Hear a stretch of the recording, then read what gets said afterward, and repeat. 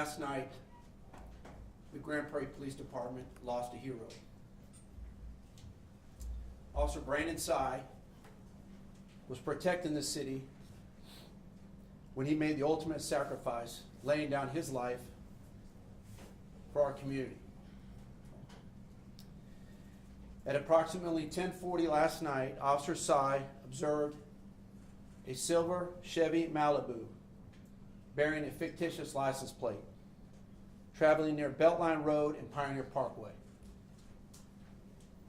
This same tag had been captured on over 200 different vehicles in the Dallas-Fort Worth area. This is a problem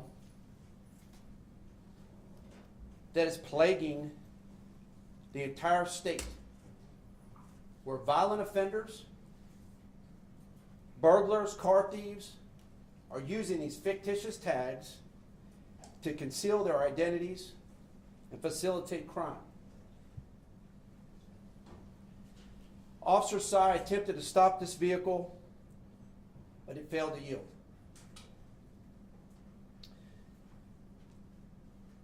Officer Sy then advised police dispatch that he was involved in a pursuit and requested backup officers for assistance. This yielded a second Grand Prairie officer to get involved in the pursuit. The suspect traveled westbound on Pioneer Parkway, north on Highway 161, before making a U-turn back southbound on the President George Bush Turnpike Service Road. During the course of this brief pursuit, Officer Sy and his backup had changed positions, meaning that the suspect vehicle was followed by our backup officer, then by Officer Sy. The suspect turned left onto Dickey Road, at which time our backup officer slowed his vehicle to also pursue the left turn, and Officer Sy's vehicle struck the rear of his backup officer's vehicle. This caused Officer Sy's vehicle to roll onto its side and into a traffic pole. The Grand Prairie Fire Department transported Officer Sy from the scene to Dallas Methodist Hospital, where he was pronounced deceased. The backup officer involved in this incident sustained only minor injuries and was released after medical care. Our backup officer also had a passenger, which was an off-duty police officer who was uninjured.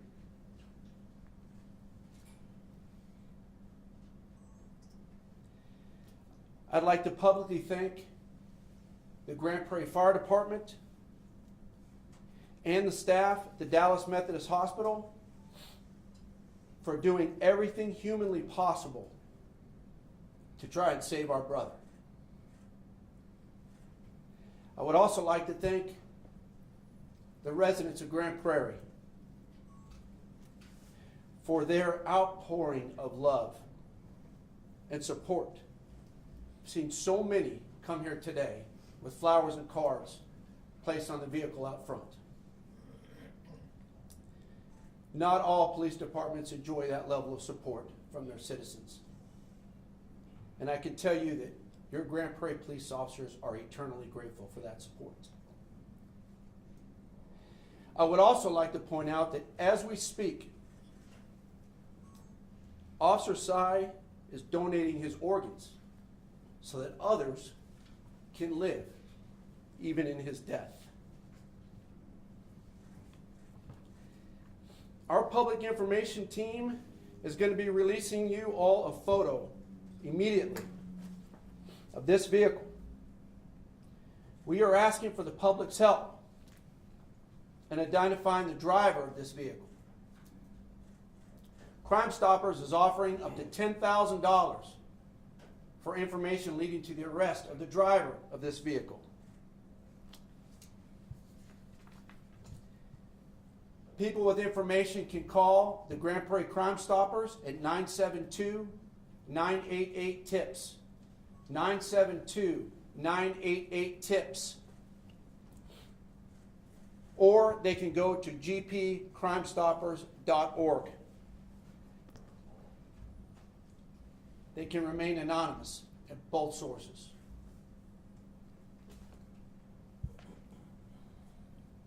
Our nation lost a hero last night. Officer Brandon Sy represented the very best among us and laid down his life protecting this city and all those who live within it. Our hearts are broken, and we are grateful for all of those who have extended their thoughts and prayers to Brandon's family, including all of us in his extended family that wear blue. It means more to us than you know.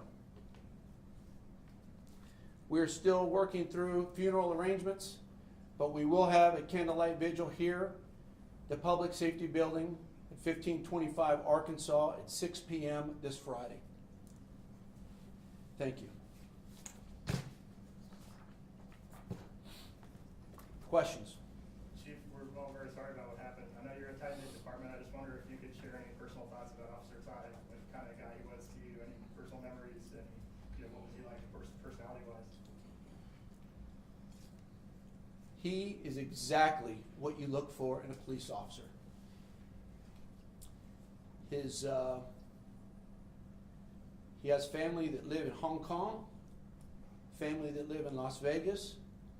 He was a 5-year Los Angeles Police LAPD officer, and he wanted to come to North Texas because we haven't figured out here in North Texas.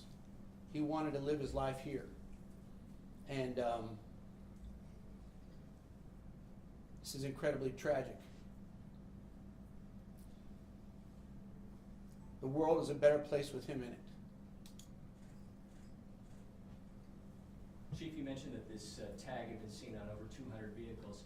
Can you tell us a little bit more about the specifics of that? Do you believe this is a tag that actually was once issued out of the DMV system, where somebody now obtained a template and they're reproducing it? Do you have any more specifics on that? This is a systemic problem in the entire state of Texas. We have fictitious tags all over the place. And quite frankly, it costs a cop his life. It's a problem. This tag is been, at 200 is conservative.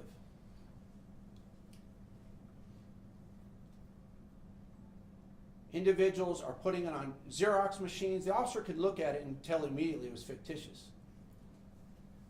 I don't know what else I can tell you other than we got to fix that problem, probably at the legislative level. We've reported extensively on this problem over the last year. The state funding for task forces that used to tackle this issue regionally, the funding was cut in 2017. What would you say to lawmakers about that, about the need for more resources to tackle this broadly? System's broken. We have to fix the registration issue. It's too easy to display a fictitious tag, and it's putting our officers in danger because too many crooks are using these tags to facilitate crime, particularly felonious crime. Chief, what is the department's policy on police pursuits, and do you feel like this was an incident that would have warranted a police pursuit? And will the department be taking any steps to alter that policy in light of this tragedy? Yes, this is a pursuit-worthy call, and I'm always willing to take a look at my policy, but I don't see anything wrong with what this officer did. Full stop, period. Can you explain a little bit about what that policy is currently? I pay these guys to make good decisions. Our citizens expect us to go out here and catch criminals. I trust them with a badge and a gun. I trust them to make good judgment. This officer did that here today. Our policy is if you see someone that's breaking the law, use your judgment as to whether or not you should pursue the car. We have supervisors that also are in place to constantly balance the risk versus reward. This was very light traffic, late at night, the policy is not the issue. Chief, you wanna find this guy, what type of charges you want to be filed against him? Well, at a minimum, it's gonna be evading in a vehicle, it's a felony offense. But I can submit to you that our experience dictates that these tags aren't put on cars just because there's nothing wrong, right? So I suspect, can't back that up just yet, but there's more to this. And I can tell you that every detective that works in this department is looking into it. Chief, do you have the license plate number that you can give us and any information that was on that tag? 0330S as in Sam 43. The tag shows to be expired in September of 2022. But don't worry, somebody will print off a new one by the end of the day. Do you have a name of the issuing dealer on the supposed original for this one? I don't, but our public information team will get it to you. How much harder is it now to find this suspect because of that? These tags effectively create ghost cars, right? When the information that's entered into the DMV system is false or when the tag is simply counterfeit. It's incredibly difficult. Our leads are this make and model of this car. The tag is worthless. There's hundreds of cars that are displaying this very tag. But we're not done. I know you explained the route that this driver took. How far do you think that is, just so people at home understand? And was there like a speed that you knew how fast they were going at one time? This is a police pursuit, so the speeds vary. They're going above the speed limit, I can promise you that. And in terms of the distance, 5 or 6 miles, that's a guess. You and I have talked about previously diversity on your team, and I know Officer Size and AAPI officer. What is this in terms of a loss to the Asian community here in Grand Prairie? While I appreciate the spirit of the question, it's not just a loss to the Asian community. There is no difference between our Asian community and us. We're all blue. This is devastating. It's devastating. He's a good cop. We all miss him. What else? Thank you. Thanks, Chief. Thanks, Chief.